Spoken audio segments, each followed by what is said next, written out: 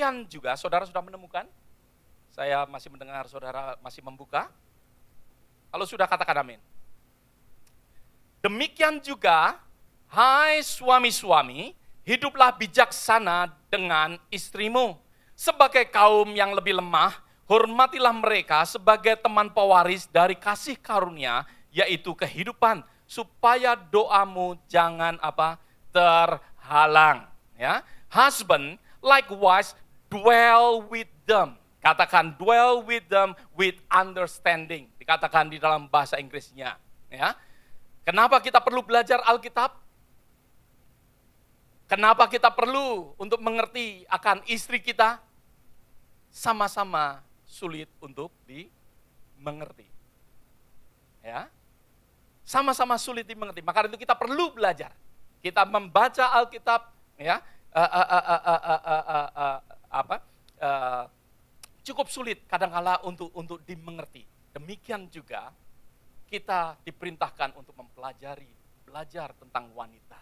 Ya, kita belajar tentang wanita karena wanita agak sulit untuk dimengerti sometimes. Maka dari itu laki-laki perlu untuk kita mempelajarinya. Di sini dikatakan with understanding, dengan suatu pengertian, ya, dengan suatu pengertian untuk kita benar-benar bisa mengerti akan perempuan. Seperti tadi saya katakan, kita perlu untuk mengerti akan keadaan daripada perempuan. Seringkali laki-laki tidak connect satu dengan yang lain karena mungkin perempuan berbicara tentang perasaan, tapi laki-laki menjawab dengan apa? Dengan rasional dan jawaban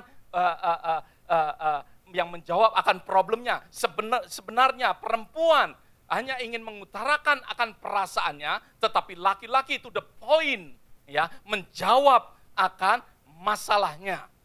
Yang perempuan inginkan untuk mengerti akan perasaan dia, tetapi yang laki-laki tidak mengerti akan perasaannya, maka dari itu laki-laki memberikan akan jawabannya, ya, gitu aja cengeng, ya, kan gampang sekali. Nah, padahal perempuan menginginkan, ya, mbok ya disayang pak, gitu ya. Kalau cerita itu kepingin untuk disayang, tetapi yang laki-laki memikirkan very simple, gitu saja kok cengeng. Nah, sering gak connect. Maka dari itu firman Tuhan katakan di dalam 1 Petrus pasal yang ketiga ayat yang ke-7 tadi, ya, dwell with them with understanding, dengan sesuatu pengertian, ya, pengertian untuk kita lebih mengerti lebih dalam lagi kebutuhan daripada wanita. Kita harus lebih lagi, kalau wanita mungkin membutuhkan suatu perhatian, kita perhatian di dalam hal perasaan, kita boleh masuk di dalam perasaan.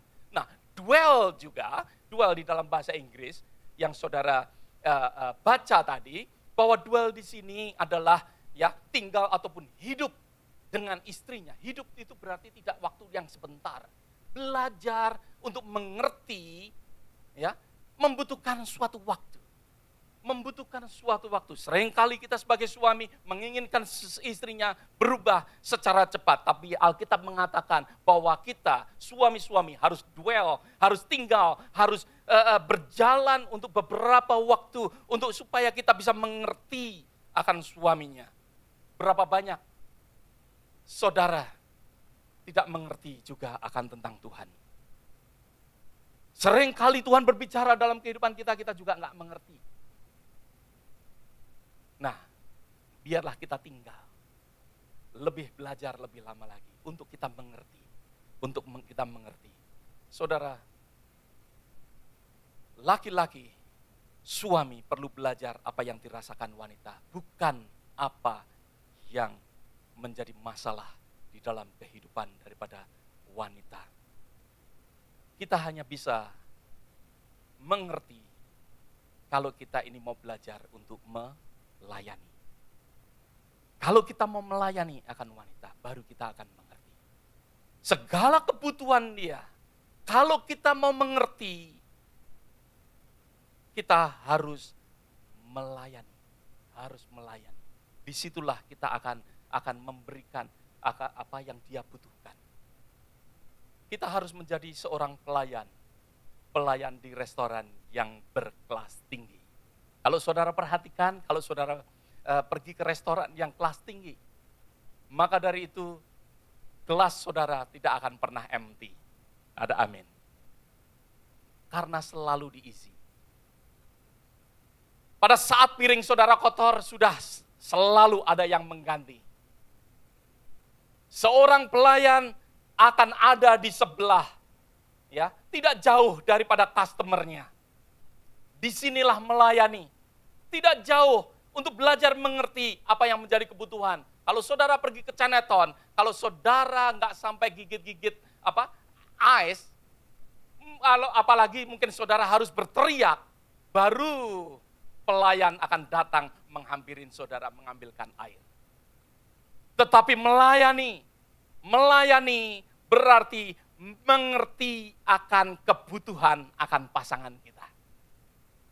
Tuhan Yesus sangat mengerti kebutuhan daripada kita sebagai gerejanya, sebagai mempelainya. Tuhan Yesus mengerti secara hal-hal yang kecil pun. Tuhan Yesus mengerti begitu dalam kebutuhan daripada kita. Meskipun kita nggak mengerti seringkali kebutuhan kita yang terbaik. Tetapi Tuhan Yesus katakan bahwa Dia mengerti akan segala kebutuhan kita. Kita melayani, kita memberikan apa yang menjadi kebutuhan. Kebutuhan daripada pasangan kita bisa terpenuhi dengan apa? Dengan melayani. Dengan melayani. Dengan melayani. Banyak istri komplain karena kebutuhannya tidak terpenuhi. Banyak sekali wanita-wanita komplain. Karena apa? Karena tidak terpenuhi kebutuhan dia. Kebutuhannya belum terpenuhi. Bagaimana? Bagaimana saudara tahu bahwa kebutuhan daripada pasangan kita ini terpenuhi atau tidak?